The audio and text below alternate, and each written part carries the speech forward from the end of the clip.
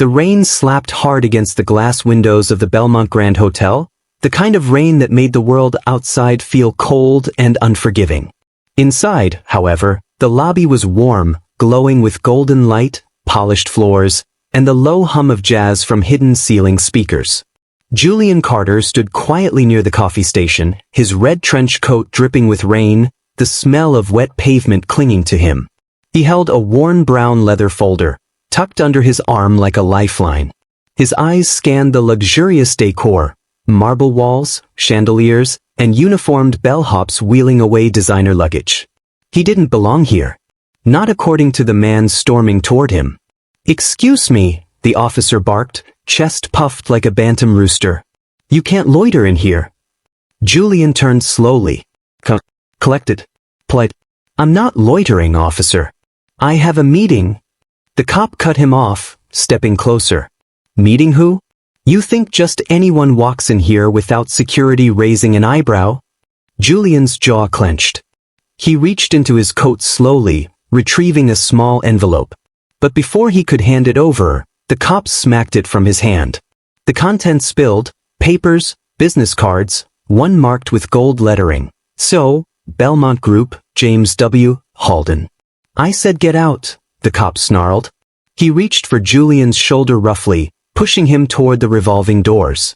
The lobby guests began to glance over, some with curiosity, most with discomfort. But no one intervened. Julian didn't resist. He was used to this. Still, his eyes shimmered, not from pain, but from a deeper wound. A quieter one. The kind inflicted not by fists, but by erasure. As he stumbled outside into the pouring rain, something changed. The elevator behind the officer dinged. Everyone turned. Out stepped a tall, silver-haired man in a sharp-tailored suit. He looked around, frowning at the tension in the air. "Officer Peters?" he called. The cop turned. "Sir?" The man stepped forward, eyes fixed on the soaking figure outside the hotel doors. Then his voice cut like a blade. "Do you have any idea who you just threw out of my lobby?" The room went still. Not a cough. Not a whisper. Then the CO looked the officer dead in the eye and said one sentence. A sentence that would ignite lawsuits, press conferences, and an internal investigation so big it would shake the department to its core. "That man owns half of this company, and starting today, you don't work for any of it." This story best describes the popular saying that goes, "Do not judge a book by its cover." It teaches us serious life lessons that many seem to neglect. If you have watched up until this point, kindly hit the like button and subscribe if you believe justice still matters. Make sure you stick around till the end, because what happened next, no one saw it coming. The storm had arrived hours earlier, but it felt like it had been building for years. Julian Carter stood at the edge of the sidewalk, watching the rain pound the pavement like war drums. Each droplet seemed to echo the chaos of a world that often reminded him, sometimes subtly, sometimes violently, that no matter how successful he became, he would always have to prove himself twice over. He wasn't just any man. He was a tech investor, one of the youngest black partners at Halden Equity, the powerful investment arm of the Belmont Group. He owned shares in properties, including the very hotel he was now about to walk into. But none of that mattered in the moment. Not to strangers. Not to cops. Not to those who only saw his skin before they saw his worth. Julian checked his phone again. 3:07 p.m. He was early. His meeting with James Halden, the company's CEO, had been set for 3:30. It was supposed to be a quiet strategic session about their upcoming expansion into underserved communities, an initiative Julian had passionately fought for. It was also his first time stepping into the flagship hotel the firm had recently acquired. The irony? He had helped fund the building's recent renovation. Julian pulled his trench coat tighter, took a breath, and stepped into the grand entrance of the Belmont Grand. The lobby shimmered like gold. Every corner screamed luxury. Leather furniture, a glass sculpture rotating above the front desk, and the scent of lavender diffused through the air. He moved toward the coffee station tucked neatly beside the lobby's seating area, the leather folder still tucked beneath his arm. He didn't need to check in. James had told him to come straight to the lounge. Still, he felt a strange tightness in his chest. A feeling he couldn't name, but knew too well. The tightness grew when a white woman in a beige coat glanced up from her phone, caught his presence, and subtly shifted her purse to the other side of her body. She didn't say anything. Didn't have to. Julian exhaled quietly and tried to shake it off. He poured himself a cup of black coffee and sat in one of the corner chairs. Just then his phone buzzed. A message from James. Running 10 late. Hang tight. He typed back quickly, no problem. I'm already in the lobby. Seconds later, that's when it happened. The uniformed officer, Officer Peters, though Julian didn't know his name yet, walked through the entrance from the hallway connecting the lobby to the hotel's in-house security office. His eyes scanned the room, landing on Julian like a hawk spotting something it didn't recognize. He strode over. Julian saw it coming. The posture. The intent. The assumption. Hey, Peters said sharply. What are you doing here? Julian looked up, eyebrows slightly raised. Waiting for someone. This isn't a public hangout. Hotel guests only. I have a meeting here, Julian said calmly. The officer didn't flinch. Room number? I'm not staying here. I'm here to meet with... Peters stepped closer. Then you can wait outside. Julian reached into his coat slowly. I have an invitation. Peters slapped the envelope from his hand. Everything slowed. The slap of paper against marble. The flutter of the contents as they fell, business cards, a printed agenda, a personal note from Halden with the words, proud to call you a partner. Julian's expression didn't change. Not fully. But his eyes said everything. The officer put a hand on Julian's shoulder. Let's go. Julian didn't resist. He didn't raise his voice. He simply bent down, gathered the papers quietly, and walked to the revolving doors. No one stopped him. Not the concierge. Not the manager behind the desk. Not the guests who watched silently. The rain swallowed him. As the door spun shut behind him, a deep and familiar feeling settled in Julian's chest. Not just pain, not even anger. It was erasure. A reminder that no matter how much he built, how far he climbed, the world could still pretend he didn't belong. But inside that hotel, behind the polished walls and luxury decor, the storm wasn't over. It was just beginning. Because while Julian stood soaked outside, a black car had pulled into the valet. The driver stepped out and opened the back door. Out came James Halden, tall and sharp in a dark gray suit, the silver streaks in his hair gleaming beneath the hotel's lights. He stepped inside the lobby, briefcase in hand, scanning the space for Julian. He didn't see him.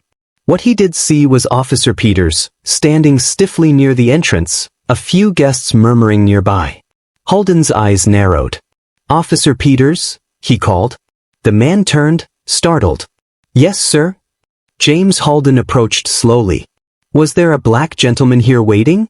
Tall, navy coat, leather folder. Peters stiffened. Yes, there was someone like that. But he was acting suspicious. Didn't say who he was. I had to escort him out. James blinked. Suspend whatever instincts told you that was a good idea, he said coldly. That man owns more of this company than you ever will. Peter's face drained of color. James turned, strode toward the revolving door, and looked out into the rain. His eyes searched. Julian was gone. He grew into himself with quiet power. Attended MIT, double majored in systems engineering and finance.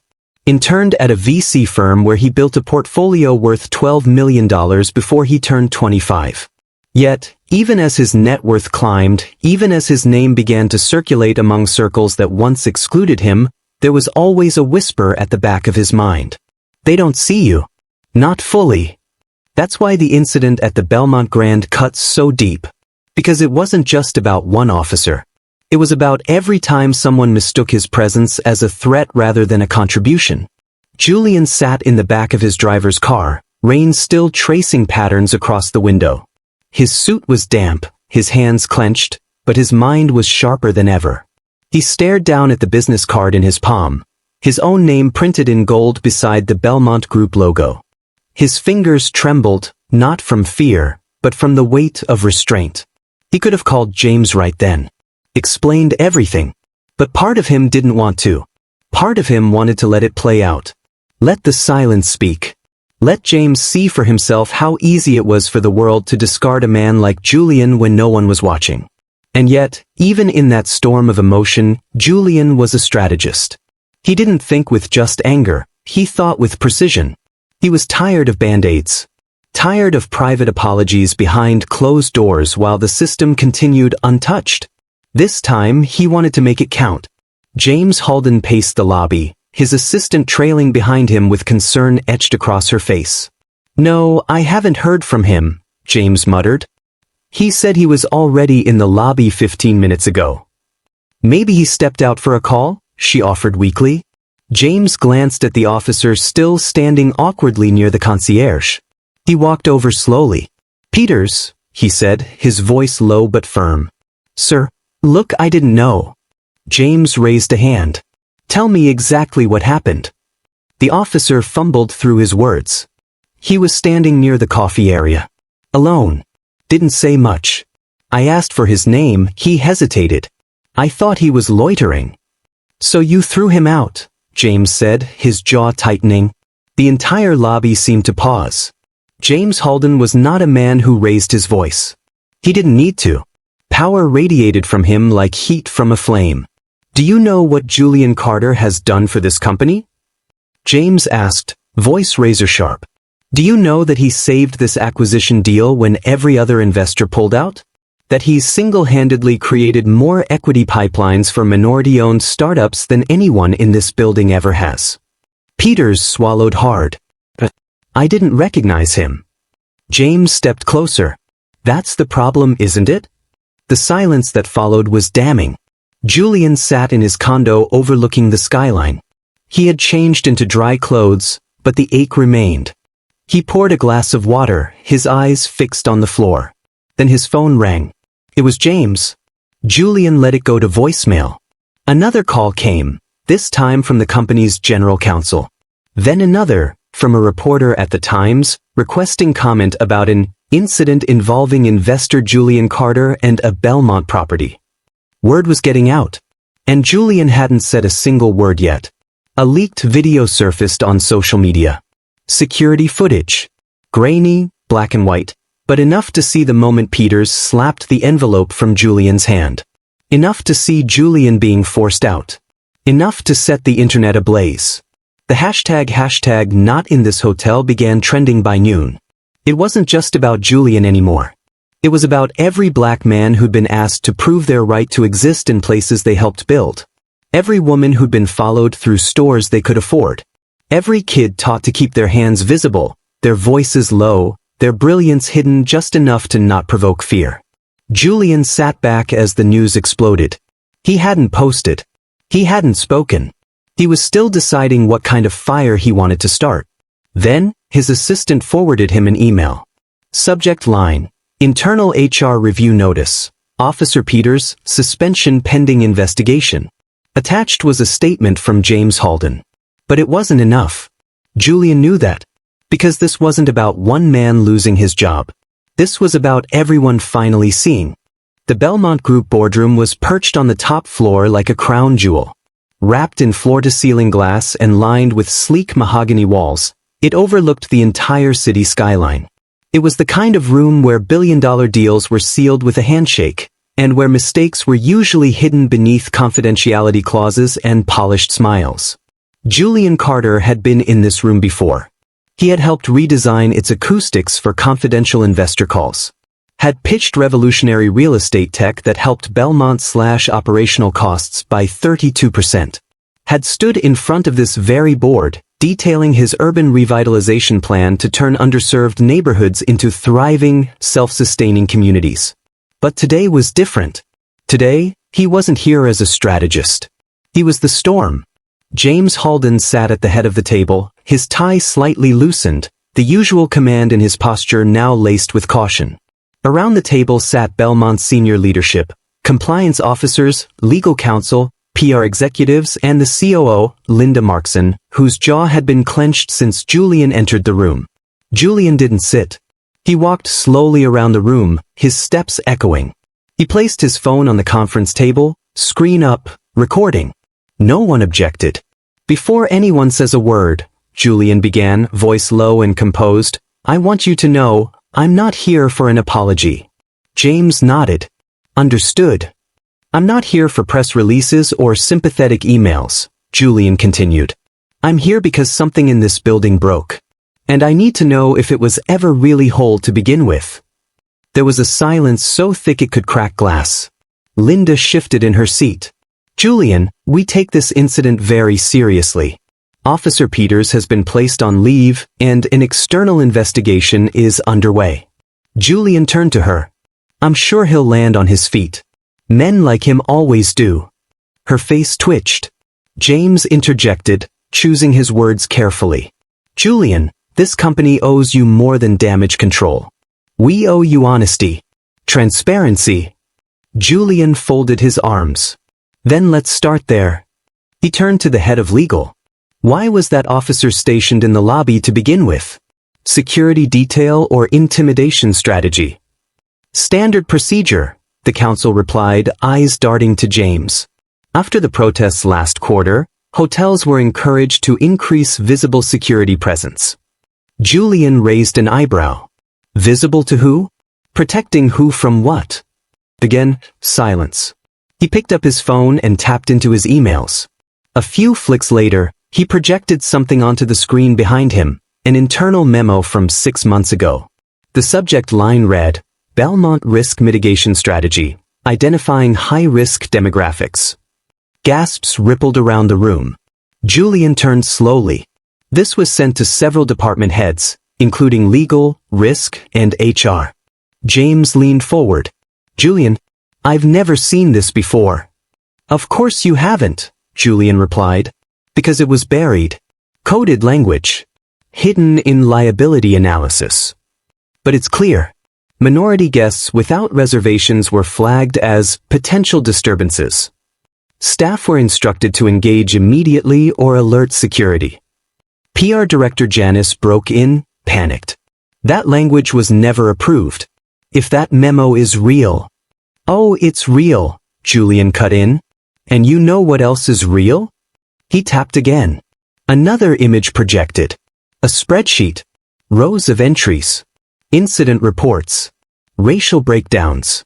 Almost every altercation involved a Black or Latino guest being mistaken for a threat, often followed by no further action taken. Julian let it hang there. Then he finally sat. Slowly. "The system isn't broken," he said softly.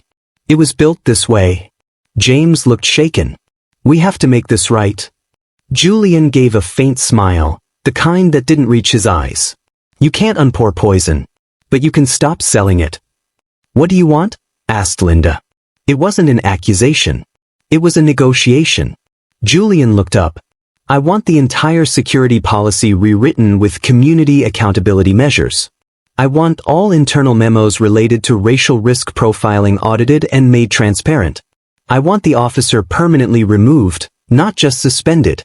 I want a public acknowledgement, not buried on your website, but broadcast." He paused.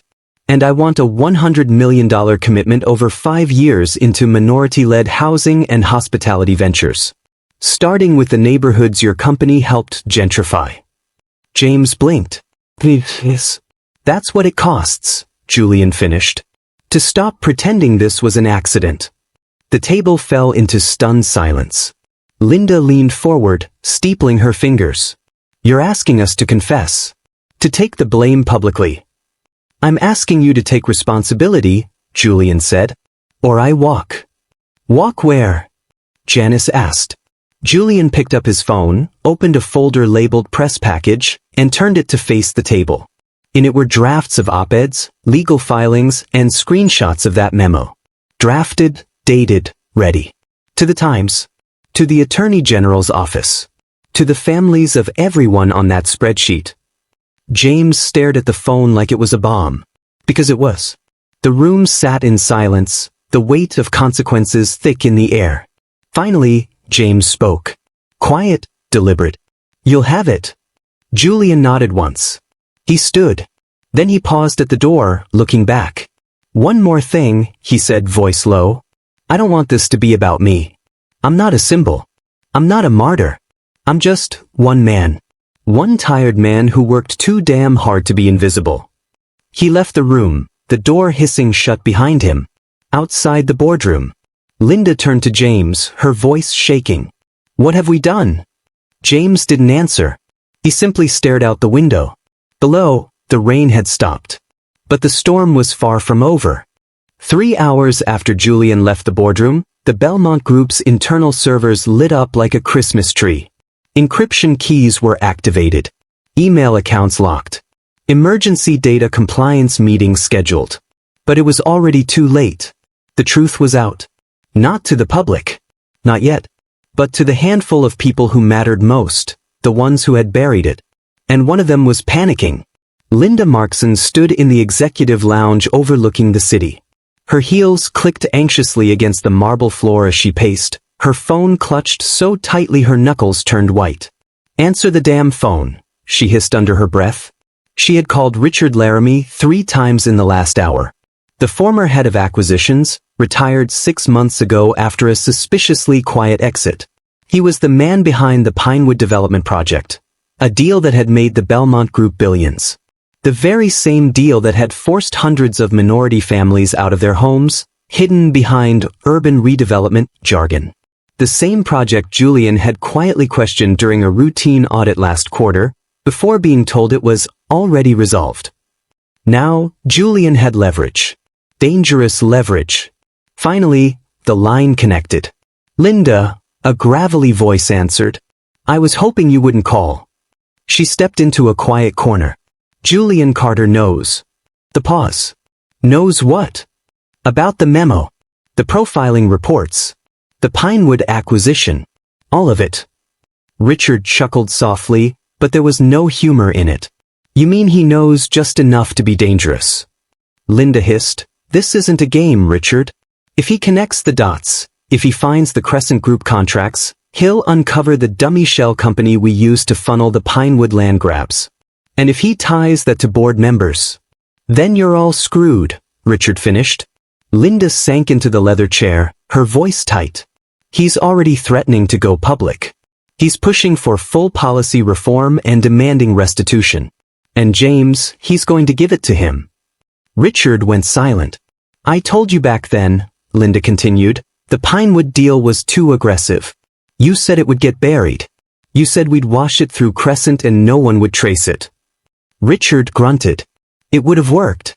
Until you brought in the black golden boy and gave him keys to the house." Her lips tightened. "You want advice?" Richard said, voice lowering. "Contain him, Fess, or he'll tear the whole place down."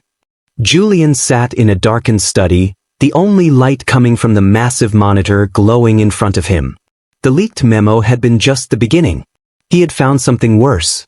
In one of the archived folders, hidden behind outdated file names, he discovered an acquisition ledger titled, "Crescent Holdings, Property Expansion." It was odd because Crescent wasn't listed in any official Belmont partnerships. Yet here it was, with documents signed by former executives and approval codes matching Belmont's internal system. Julian scanned the names. Dozens of properties. All from predominantly Black and Latino neighborhoods. All purchased for far less than market value through legal coercion, unpaid tax liens, or falsified debt reports. It wasn't gentrification, it was legalized theft. And the profits? Funneled quietly through Crescent Holdings into Belmont's flagship projects, including the very hotel he had been thrown out of. Julian's chest tightened. He leaned back, heart pounding. The air felt heavier. He suddenly understood the true scope of the rot. This wasn't about a racist cop. That was just the surface. This was systemic, coordinated, intentional. He hit record on his phone. "If you're watching this," he began, voice firm, "I want you to understand something. This isn't about one officer mistaking me for a criminal. This is about a company profiting off silence. My silence. My community's silence. But I'm done being quiet." James Halden stepped into his office to find Julian already seated at his desk. He didn't ask how he got in. Julian slid a thick folder across the desk. James opened it. His face blanched. "Where did you get this?" "You don't want to know." James turned each page like it might burn him. "These are Crescent Holdings transfers," he muttered. "I thought this company was dissolved." Julian's eyes narrowed. It was never dissolved. Just renamed. Restructured. "You were the cleanup man, weren't you? Brought in to polish the company's image while they bled the city dry." James looked genuinely shaken. "I didn't know about this." "Maybe not," Julian said coldly. "But you inherited the legacy. And now it's your mess." James stood, walking to the window. "If this goes public, Julian, it'll destroy us." Julian stood too. "Then maybe something better can be built in its place." James turned. "You'd really burn it down?" Julian stepped closer. "You think this place is a monument? It's a mirage. It was never built for people like me. It just used us to decorate the brochure." A long pause. James sat down heavily. "So what now?" Julian leaned forward. "I give you 72 hours. Full confession. Transfer ownership of the Crescent assets to a public community trust. Launch a formal investigation. Restructure your board to include people who represent the neighborhoods you displaced." James rubbed his temples. "You're asking me to cut out the company's heart." "No," Julian said. "I'm asking you to give it a soul." In the shadows of a private cigar lounge in downtown Manhattan, 4 men sat around a table. Each of them current or former board members of Belmont. Each of them mentioned, directly or indirectly, in the Crescent Holdings ledger. They weren't here to apologize. They were here to protect themselves. "Julian Carter is a threat," one said. "He's not just talking. He's got files. And Halden's listening." "We should have never let him in," another spat. "Too late now," the third added. "So we need to contain the fallout. Or contain him." A fourth man leaned forward. "I have an idea." The first sign that something was wrong came in the form of a headline. Julian was midway through a breakfast meeting with 2 attorneys from the Justice Collective, a non-profit legal group that had agreed to help investigate Belmont's Crescent Holdings fraud, when his phone buzzed. At first, he thought it was another notification about the Belmont scandal. The press had started circling the story like vultures. A few blogs had speculated about the memo. None had connected the full dots yet. But this headline was different. Investor Julian Carter accused of fraud in prior tech venture. Julian's fingers froze on the screen. The article was from a fringe business site, usually known for reposting gossip and thinly veiled hit pieces. But this one was oddly polished. Professionally written. And it had teeth. It claimed Julian had embezzled investor funds from his first startup, OmniVolt, nearly a decade ago. That he had been sued in private arbitration. That a settlement had been paid in exchange for silence. None of it was true. Julian had built OmniVolt from nothing. The startup had folded during the economic crash, but all debts were paid. There was never any lawsuit. Still, the timing wasn't a coincidence. Across the table, one of the attorneys, a sharp-eyed black woman named Amara Fields, leaned over and scanned the article on his phone. "This is coordinated," she said. "They're trying to kill your credibility before you even speak." Julian rubbed his temples, jaw clenched. "They must have started digging the moment I walked out of that boardroom." Amara nodded. "They know the media can't resist a good takedown. And if they make you look dirty, everything you expose looks like a deflection." Her voice turned sharp. "This is going to get ugly." Julian looked up, calm but unflinching. "Then let's hit back harder." That afternoon, a whisper campaign begins. The hit pieces didn't stop. Over the next 48 hours, more articles popped up. A former classmate at MIT claimed Julian plagiarized a research paper. An anonymous source accused him of intimidating a former employee. A post on a corporate watchdog forum alleged he manipulated minority investment data to gain favor in DEI programs. None of it could be verified. But the damage was psychological. Social media exploded with opinions. Some defended Julian fiercely. Others demanded he prove his innocence, as though guilt was now the default. Even some of his professional acquaintances went silent. The Belmont board, for its part, issued a generic statement reaffirming our commitment to due process and corporate transparency. Translation: they were watching, waiting, to see if Julian would break. Julian didn't flinch until he saw the next headline. Whistleblower's closest advisor implicated in financial misconduct. This time, the article wasn't about Julian directly. It was about David Shaw, his longtime friend and CFO at one of Julian's portfolio companies. They had started their first business together. David had been in the room when Julian gave his TEDx talk. He had been like a brother. The article claimed David had accepted money from an offshore account linked to Crescent Holdings 2 years ago. Julian felt the air leave his lungs. He called David immediately. No answer. Texted. Nothing. By nightfall, the headlines had twisted even further. Did Julian Carter know? Ties to Crescent Group go deeper than claimed. That night, Amara arrived at Julian's condo with a small file folder and a heavy look in her eyes. "You need to see this," she said. The file was thin but damning. Bank records. One wire transfer. Dated 15 months ago. $75,000. From a shell company connected to Crescent. Deposited into an account belonging to a consulting agency that, on paper, was run by David Shaw's wife. Julian sank into his couch, staring at the documents. "I don't understand," he whispered. David knew what we were up against. Why would he? Amara spoke gently but firmly. People don't betray you for no reason. They do it for fear. Or money. Or both. Julian looked up. So what now? We isolate the damage. Prove you had no knowledge. And we dig deeper. Because if David took that money, it means someone knew this moment was coming long before it happened. Julian's voice was hoarse. They planned this. Amara nodded. They knew you'd be a threat. So they planted seeds years ago. Just in case. In a dark-paneled office in an undisclosed location, the same 4 men from the cigar lounge met again. A 5th man entered.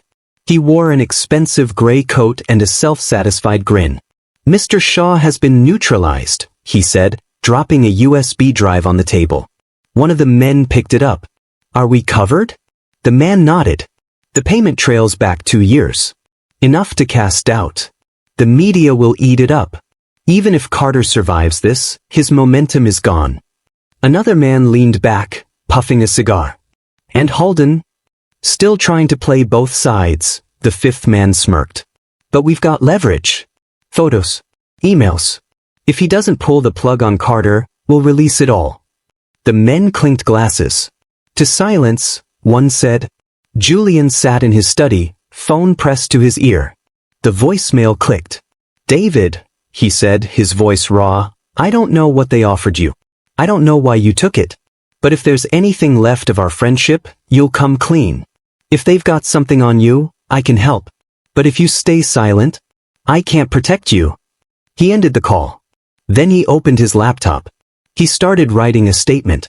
Not just to clear his name, but to shift the narrative back where it belonged. Statement to the press, draft excerpt. They will try to twist the story. They will dig into my past, and plant doubts about my present. But let me make this clear, I will not be distracted.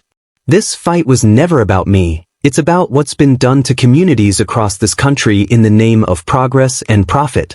They want you to believe I'm the villain, because they're afraid of what happens if I finish exposing the real ones. The next morning, the sky over Manhattan was a dull, storm-stained gray, the kind of sky that felt like it was holding its breath. Inside a cramped newsroom tucked behind a coffee shop in Brooklyn, a junior reporter named Raina Malik was flipping through tips in her inbox when she stumbled across something strange. Subject: David Shaw. It's bigger than you think. Attached were 2 files. One was a heavily redacted court document from 2019. The other, a partial audio clip. She hit play. "You get him in early. Give him some shares, keep him close. He's Carter's shadow. When the time comes, we yank him, and the whole thing collapses." Raina sat up straight. She didn't know who sent it. The email was from a burner account. But she knew what she'd just heard. A setup. Julian stood in the mirror, tie loose around his neck, eyes bloodshot. He hadn't slept in 36 hours. He'd spent the night drafting a legal defense plan with Amara and 2 crisis PR experts. Every angle of attack had been accounted for, except betrayal from within. He still hadn't heard from David. The silence stung more than the accusations. Julian had faced racism, classism, and institutional barriers his whole life. But this betrayal? It pierced something deeper. He wasn't just fighting a company now. He was fighting a machine that anticipated his every move and planted bombs years in advance. His phone buzzed. "Mark, they're trying to get ahead of us," she said. "We need to go public now." Even with the Shaw story still messy? "It doesn't matter," she replied. "They'll keep hitting us until we bleed out. You need to move first." Julian didn't hesitate. "Book the press conference." Julian stood behind a podium at the Justice Collective headquarters, flanked by Amara Fields and a dozen community leaders. He wore a gray suit, no tie, eyes sharp and clear. He looked like a man pushed too far, but unbreakable. The room was packed. Journalists. Cameras. Whispers. He leaned into the mic. "A week ago, I was forcibly removed from a hotel icon. What followed was an avalanche of lies, smears, and sabotage. But the truth is simple. I found evidence of a multi-year, racially targeted land acquisition scheme hidden inside Belmont Group's acquisition records. And instead of fixing it, they tried to destroy me." He paused, letting the silence weigh heavy. "They'll tell you I'm corrupt. They'll tell you I'm angry. They'll tell you I'm dangerous. They've told those lies about black men for centuries. But I'm not here to be their character. I'm here to be their consequence." Guess. Pens scribbling. Cameras flashing. "Today, I'm turning over all Crescent Holdings documentation to federal investigators. I am also filing a formal whistleblower complaint under the Corporate Corruption Transparency Act. And I encourage anyone within Belmont, anyone who's been silenced, to come forward." He turned slightly, voice rising. "And to those who betrayed this cause from the inside, your time is running out." He left the podium without answering a single question. Elsewhere, David Shaw finally called. Julian was still peeling off his jacket when his phone rang. David Shaw. He stared at the screen for a moment, emotions battling inside him. He answered. "I assume you've seen the news," Julian said. David's voice came through quiet. "I didn't know it would go this far." "You took the money." The pause. "I didn't ask questions when it came," David admitted. "Crescent's offer came through a consultant. They framed it as early growth equity for my wife's agency. I thought it was clean." Julian's voice was razor thin. "You're not that naive." David sighed. "I was desperate. My daughter needed surgery. Insurance wouldn't cover it. I made a choice. And then I buried it. You sold out your name and mine." "I know," David whispered. "And I'm sorry." Silence. Then Julian spoke again, softly. "You can fix it." "How?" "Testify. In public. Swear it under oath. If you won't do it for me, do it for every family Crescent bulldozed." David didn't answer right away. Then, "Tell me when and where." Raina Malik's article dropped at 11:59 p.m. The headline alone lit the internet on fire. Leaked audio reveals years-long plot to use insider to undermine black investor. The story was airtight. The audio. The files. The cover-up. The boardroom language dripping with racism and greed. Within minutes, it went viral. Within an hour, it was on CNN. Julian's inbox exploded. Civil rights groups. Law firms. Whistleblowers. And something else. An email from a federal investigator. "Mr. Carter, we've reviewed your materials. Your complaint has triggered a formal inquiry under Title IX corporate violations and minority business fraud statutes. We'd like to meet." Justice wasn't guaranteed, but it was finally on the table. Linda Markson stormed into James Halden's office. "You said you had this under control." James sat calmly, watching the news coverage in silence. "We're being named in a federal inquiry," she shouted. James turned slowly. "You made this bed. Don't scream now that it's on fire." She stared at him, stunned. "You're going to let him do this?" James stood, walked to the window, and said, "He's doing what I should have done years ago." #StandWithJulian began trending. Protests erupted outside Belmont-owned hotels in 5 cities. Shareholders started demanding transparency. Sponsors began pulling out. And beneath it all, the tide was changing. The black community, long silenced by boardrooms and handshakes, finally had a voice in Julian. He wasn't just a whistleblower. He was a movement. In a parked black SUV outside Julian's building, two men sat in silence. They watched as Julian exited his building, headed to another late-night strategy session. The driver turned to the other man. Orders came in. We're supposed to scare him, not kill. The other man didn't respond. He just opened the glove box and pulled out a taser. The night air was thick with tension, the kind that made your skin prickle before anything even happened. Julian Carter didn't notice it at first. His thoughts were spinning too fast. The federal inquiry had been confirmed. David had agreed to testify. The press conference was still trending. For the first time in weeks, it felt like the tide was turning in his favor. He didn't know he was being watched. The sidewalk outside his apartment was empty, save for a flickering street lamp and a homeless man sleeping near the trash bins. Julian walked with his head down, leather messenger bag slung over one shoulder, phone in hand, sending a final message to Amara. Heading to the strategy room now. If we secure those last 3 testimonies, this thing breaks wide open. He didn't hear the footsteps. Not until they were right behind him. A sharp crack of static filled the air. Pain exploded through his lower back as the electric jolt from the taser surged through his body. His legs gave out. He hit the concrete hard, the breath torn from his lungs. A dark figure stepped into view. "You talk too much," the man muttered. Julian tried to turn, but the second assailant slammed a knee into his shoulder, pinning him down. A fist connected with his jaw. Blood filled his mouth. The bag was ripped from him, contents spilling. Laptop, documents, flash drive. One of the men scooped it up. Then came the whisper. "This is your last warning. Stay quiet. Or next time, it's not just a jolt." The figures disappeared into a black SUV parked down the street. The door slammed shut. The engine roared. Tires screeched. Julian lay in the alley, blood dripping from his lip, cheek pressed against the cold, wet sidewalk. The silence screamed louder than the pain. Julian blinked awake to the sound of beeping machines and hushed voices.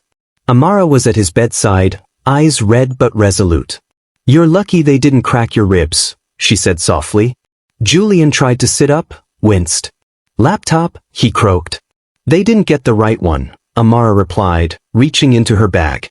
"You encrypted everything to the cloud 2 hours before it happened. I checked the backups. We still have everything." Julian let out a slow breath. "They wanted to scare you," she added. "Make you flinch. Maybe make you back off." He looked at her, eyes burning with something deeper than anger. They miscalculated. The next morning, Julian's battered face lit up timelines across the country. Amara had posted a photo, half his face bruised, lips split, a bandage on his brow, with a single caption. "Truth has enemies. But it also has fighters." Hashtag justice is louder. Hashtag Julian Carter. Within hours, the hashtag was trending across every major platform. Civil rights leaders called for federal protection for Julian. Senators tweeted their support. The FBI announced a formal investigation into the attack. The Belmont Group released a statement of deep concern, but the public saw right through it. This was no random mugging. This was a message. But instead of silencing Julian, it lit the fuse. Julian sat at the head of the long table, arm in a sling, lips still swollen. But his presence filled the room like fire.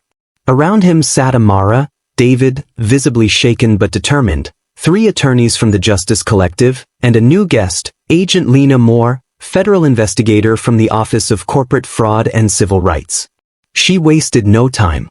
"We've reviewed your files," she began. "The Crescent Group transactions. The dummy companies. The false liens. It's bigger than Belmont. There are at least 4 real estate investment funds involved, operating under a network designed to systematically displace Black and Latino homeowners and small business owners." Julian leaned forward. "How far back? 10 years? Maybe more?" Amara nodded. "That explains why the documents were layered under multiple shell firms. The goal wasn't just profit, it was erasure. Agent Moore turned to Julian. "The DOJ is watching now. But you need to know, you've painted a target on your back." Julian didn't blink. "They've been aiming at me since the moment I walked into that hotel lobby. Now they know I shoot back." Shareholders were calling emergency meetings. Hotels reported a 30% drop in bookings in just 3 days. Sponsors were pulling out of partnerships. Stock prices dipped 12% overnight. Then came the whistleblowers. One after another, former employees, property managers, assistant analysts, even a former PR staffer, stepped forward with stories of cover-ups, threats, and blatant racial profiling policies. Julian's truth wasn't a whisper anymore. It was a roar. And with each new voice, the machine that had been built to silence him started to unravel. In a penthouse office high above the city, the 4 men who had orchestrated the smear campaign and attacks sat in disbelief as news poured in. He wasn't supposed to survive. He wasn't supposed to fight back. "We need another plan." Then came the knock at the door. 2 federal agents entered. "Gentlemen," Agent Moore said, flashing her badge, "we have a few questions. And this time, you won't be hiding behind lawyers." Julian returned to the hospital one last time, for someone else. The man in the bed was older, maybe late 50s. Dark skin. Calloused hands. Broken spirit. He had been evicted 3 years ago from a block in Pinewood Heights, the very same land Crescent Holdings had seized. He'd never recovered. His business folded. His health declined. He was one of thousands. A footnote in the profit margins. Julian sat beside him. "You're not forgotten," he said quietly. The man nodded, tears pooling in his eyes. "They said no one would ever care." Julian took his hand. They were wrong. The day the hearing was announced, the entire country felt it. For years, whispers had circled about land theft and fraudulent acquisitions. People had lost their homes, their generational wealth, their peace. But those stories had always lived in the margins, voiceless, undocumented, buried beneath bureaucracy and NDAs. Now they had a microphone. And Julian Carter had become the face of a reckoning. A special congressional hearing on real estate corruption, minority displacement, and institutional fraud was scheduled in Washington, D.C., under the banner of the Civil Protection Oversight Committee. It was rare, televised, and the stakes were enormous. Julian had been called as the lead witness. He wasn't just representing himself anymore. He was carrying the weight of thousands, perhaps millions, of families who had been quietly erased from the American dream. And he wasn't going alone. With Amara's help, Julian had coordinated a coalition of impacted citizens, real people from real neighborhoods. Former homeowners, small business owners, elderly veterans, mothers, fathers. Kids who once played hopscotch on sidewalks now covered in luxury condos. They called themselves the displaced. And they were ready to speak. Julian and Amara stood inside a rented community center in Baltimore, now functioning as a temporary safe house and prep ground for the testifying witnesses. Each person sat in a circle, their voices raw, heavy, and trembling as they rehearsed. "I lost my diner," said Maria Rodriguez, wiping tears. "My parents opened it when they came here from the Dominican Republic. We had 5 years left on our lease. Crescent offered to buy the building, but our landlord never told us. One day, we showed up and the doors were padlocked."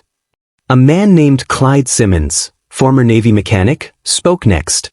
"My house had been paid off for 15 years. Suddenly, the city claimed unpaid property taxes. I paid them.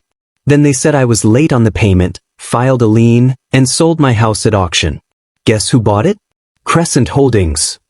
Julian sat silently, taking it all in. These were the real stories.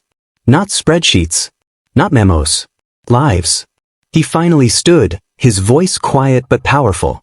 "When I testify, I won't just say your names, I'll carry your truths like armor." Linda Markson knew they were bleeding. The Crescent documents had been authenticated. The Crescent shell firms were now under federal scrutiny. James Halden had gone radio silent. David Shaw's testimony was scheduled. And now, the hearing. So she made a call. To the only person more ruthless than she was. Senator Glenn Talmadge. A known corporate ally. One of the power brokers who had, years ago, quietly championed zoning law revisions that enabled Crescent's shady deals. "Glenn," she said, pacing in her office. "If Carter testifies, this goes nuclear." There was a pause. "I'm listening," he replied. "I need you to discredit him. Publicly. Subtly. Legally." "You want me to tank a whistleblower on live television?" Talmadge asked, almost amused. "I want you to ask the right questions," she said. "About his connections. His motives. And about the fact that one of the testimonies lined up to support him was paid a consulting fee last year." Silence. "You realize if this goes sideways, it could take both of us down," Talmadge said. Linda's voice was calm. "Only if we lose." Julian sat in his hotel room staring at the worn leather folder he always carried, its corners frayed, its contents sacred. Inside were copies of the original memo that had triggered everything, his mother's eviction notice from back when he was a boy, and a hand-drawn map of the neighborhood he grew up in, now flattened and rebuilt as Halden Point residences. He wasn't nervous. He was ready. Amara knocked gently before entering. "You need to see this," she said, placing her phone in front of him. A new article had just dropped. Julian Carter's displaced testifier received $2,000 from Carter-backed nonprofit. Bribery or coincidence? Julian's face tightened. "It's not a bribe," he said, jaw clenched. "We paid Maria to speak at a fundraiser 3 months ago. It was public." "I know," Amara replied. "But they're spinning it. They're going to make it look like your entire case is built on bought stories." Julian stood. "Then we don't just tell the story. We show the receipts." The room was packed. Cameras flashed. Reporters whispered. America was watching. Julian sat at the long witness table, flanked by Amara and 2 attorneys. Beside them were members of the displaced, nervous, but dignified. Senator Glenn Talmadge sat high on the dais, eyes like daggers. His voice dripped with civility as he opened the floor. "Mr. Carter," he said, "you've brought serious accusations against multiple firms and individuals. Discrimination. Abuse of power. Before we proceed, I must ask, are you being compensated, directly or indirectly, by any political or activist group for your testimony today?" Julian didn't blink. "No. And for the record, I turned down 3 book deals and 2 media contracts. I'm here because people like my mother were erased from the record books. I'm here because silence costs more than speaking." Talmadge continued. "One of your key witnesses, Maria Rodriguez, received a payment from your nonprofit earlier this year. Should we consider her testimony compromised?" Julian leaned forward. Maria Rodriguez catered an event for 400 people, including 2 state senators and the mayor of Newark. She was paid market rate, filed taxes on it, and can provide receipts. You're free to question her, but what you won't do is shame a working-class woman for earning a living while telling the truth. The room erupted in applause. C-SPAN's live comments surged. "Julian just ended that, Senator. This is the realest thing I've ever watched. Where do I sign up to join the displaced?"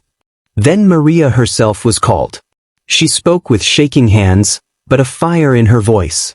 "They took everything from me," she said, eyes shining. "But they don't get my silence too." By the end of the hearing, Julian's testimony had sparked a wave. Dozens of whistleblowers emailed the displaced hotline. A judge approved a freeze on Crescent Holdings' assets pending investigation. The Department of Housing and Urban Development announced it would launch an audit of all urban redevelopment deals tied to Crescent and Belmont since 2013. And Julian Carter? He was escorted out of the hearing to thunderous applause. Julian and Amara returned to their hotel in high spirits. But when Julian entered his room, something was off. His laptop was gone. So was the encrypted flash drive he kept in his safe. Amara's eyes widened. "We locked the room."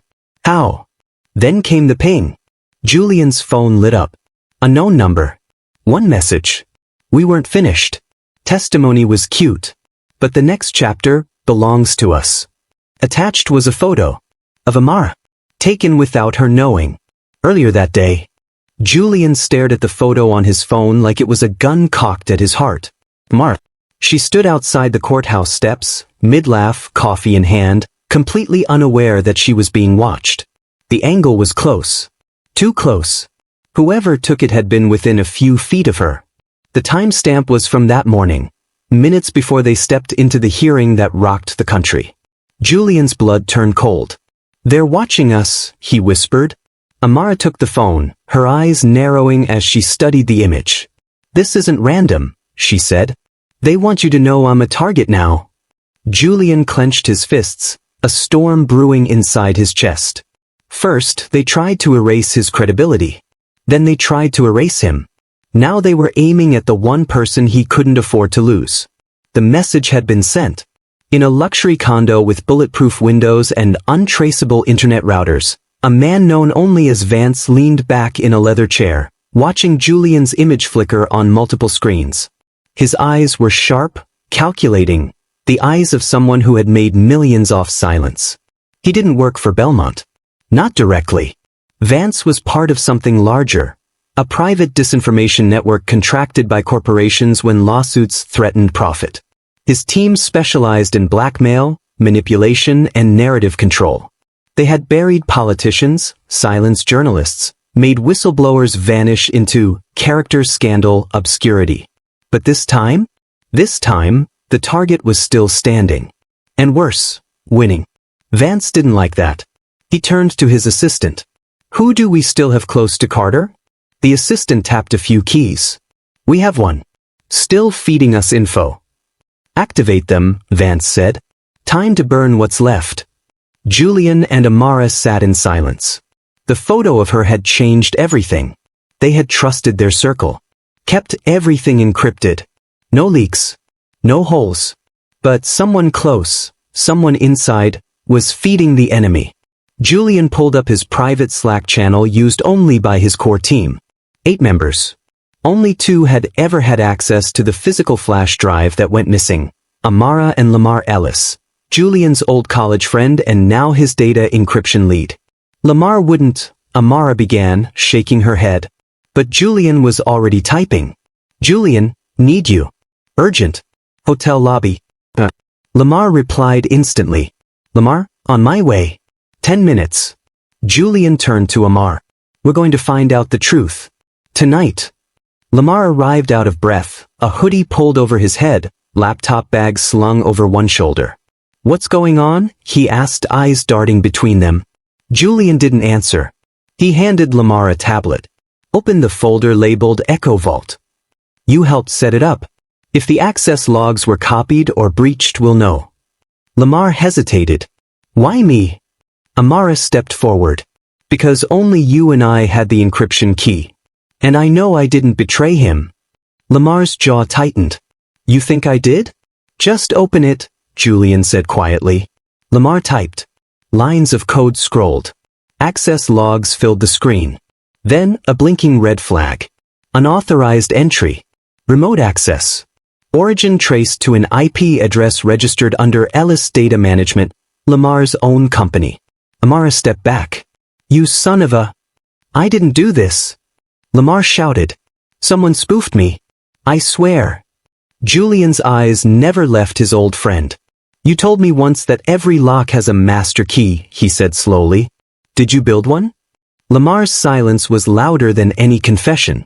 Julian's voice dropped. "Why?" Lamar's shoulders sagged. He looked broken. "It wasn't supposed to go this far. They offered me money. A retainer. Just to monitor your progress. Not to hurt anyone." Julian's eyes narrowed. "Who?" Lamar hesitated. Julian stepped closer. "If you don't tell me right now, I swear to God." "Vance," Lamar said, barely above a whisper. "His people. They said if I didn't cooperate, they'd take my wife's medical records and publish them. She's in remission. Breast cancer. They had her entire file, Julian." I panicked. Julian stared at him. "You gave them access to the drive?" Lamar nodded, ashamed. "Just the metadata. But they must have backtracked from that. I didn't think they'd attack you. I didn't know they were following Amara." Julian took a step back. "You need to leave," he said. "Julian, please. Now." Lamar turned and left. Julian didn't watch him go. The next morning, an unexpected ally emerges. Julian awoke to a flood of texts from Amara. "Check your email." He opened it. Attached was a video file. Footage from a hidden camera inside Belmont's executive suite from 2 weeks ago. In it, Linda Markson sat with Senator Talmadge and a third figure, Richard Laramie, the former head of Crescent Holdings. The audio was clear. Talmadge, Carter's gathering momentum. The hearing could trigger a civil class action. Linda, let him testify. Then we smear the witnesses. Discredit Shaw. Leak fake financials. Laramie, and if that doesn't work? Linda, then we bury him. The old-fashioned way. Julian's jaw clenched. This was the kill shot. The smoking gun. Where did this come from? He texted Amara. Anonymous drop. No ID. But it came from inside Belmont. Someone flipped. Julian smiled for the first time in days. That night, Julian went live. No networks. No press intermediaries. Just Julian, sitting in front of a webcam, thousands watching on live stream. He played the video. He showed the evidence. He named the names. They tried to break me. To smear me. To hurt the people I love. But they made one mistake. They forgot what happens when truth doesn't die quietly. The internet exploded. Belmont's stock plummeted overnight. Senator Talmadge's office released a panicked statement denying everything. But the damage was done. And Julian? He'd never been more dangerous. The courthouse buzzed with attention so thick it swallowed sound. Outside, thousands lined the barricades, holding signs that read, "Land is legacy," "We are not for sale," and "Truth has a voice." Reporters spilled into the street like floodwater. Inside, the gallery was packed, every seat filled, every eye waiting for the final blow in a battle that had started with a man being kicked out of his own hotel lobby. And now Julian Carter was back. Not as a guest. Not as a victim. But as the storm that refused to be silenced. He stood in the witness box, sworn in for the final time. The judge leaned forward. The attorneys had finished their arguments. The exhibits had been shown. The jury had returned. But before the sentence was passed on the case, one that now involved racketeering, conspiracy to defraud, obstruction of justice, and hate-motivated displacement schemes, the court allowed a final statement. A closing. Julian stood, straightened his jacket, and spoke into the silence. "I was thrown out of a hotel I partly own. Not because I posed a threat. Not because I broke a law. But because someone looked at me and made a decision. A decision rooted in something older than this building, older than this company. You see, this case was never about just me. It was about visibility. About who gets seen and who gets erased." The room was still. I come from a neighborhood that doesn't exist on your tour maps. Where property lines were redrawn not with ink, but with silence. Where people were told they didn't belong. But we did. We do. He took a breath. No paper. No script. Just truth. Crescent Holdings didn't just steal land. It stole roots. It uprooted families, erased legacies, flattened stories, then paved them over with luxury and lies. A juror wiped her eyes. And every time we tried to speak up, we were told to sit down. Told we weren't qualified. Told to wait for change. But I've learned something. Change doesn't wait. You either chase it, or you get run over by it. He paused, then looked directly at the jury. Today, you don't just deliver a verdict on a company. You deliver a verdict on a system. A verdict on what kind of future we're willing to build. And who we're building it for. The judge gave a respectful nod. Then turned to the defendants, Linda Markson, Senator Talmadge, Richard Laramie, and 2 former Belmont executives. The sentence? Guilty. On all counts. Federal restitution ordered. Crescent Holdings dissolved. Assets liquidated and redirected into a national housing equity fund. A public memorial established in Pinewood Heights, built over the land Crescent had tried to bury. The sentence that ended it all wasn't just jail time. It was a reckoning. 6 months later, Julian stood once more outside the Belmont Grand Hotel. This time, there was no rain. No guards. No suit. Just him, in jeans and a hoodie, standing in the same place where it all began. The golden lobby shimmered through the glass. He took a step inside. But it wasn't the same anymore. The portraits on the wall now honored people like him. Former residents. Legacy builders. Not shareholders in suits, but mothers who held the community together. Grandfathers who planted seeds that would never make headlines. A new plaque hung behind the reception desk. This hotel stands on ground once stolen. Today, it belongs to the people. Julian smiled. Julian took the stage one last time, not as a witness, not as a victim, but as a voice among many. He stood beside Amara, Maria Rodriguez, Clyde Simmons, and 24 others from the displaced. They had transformed their trauma into policy. Their silence into strategy. Their pain into power. We weren't just kicked out of buildings, Julian told the crowd. We were kicked out of the narrative. But we took it back. He looked at the faces in front of him, young and old, angry and hopeful. What happened to us wasn't an accident. It was by design. But so is what we're building now. His final words.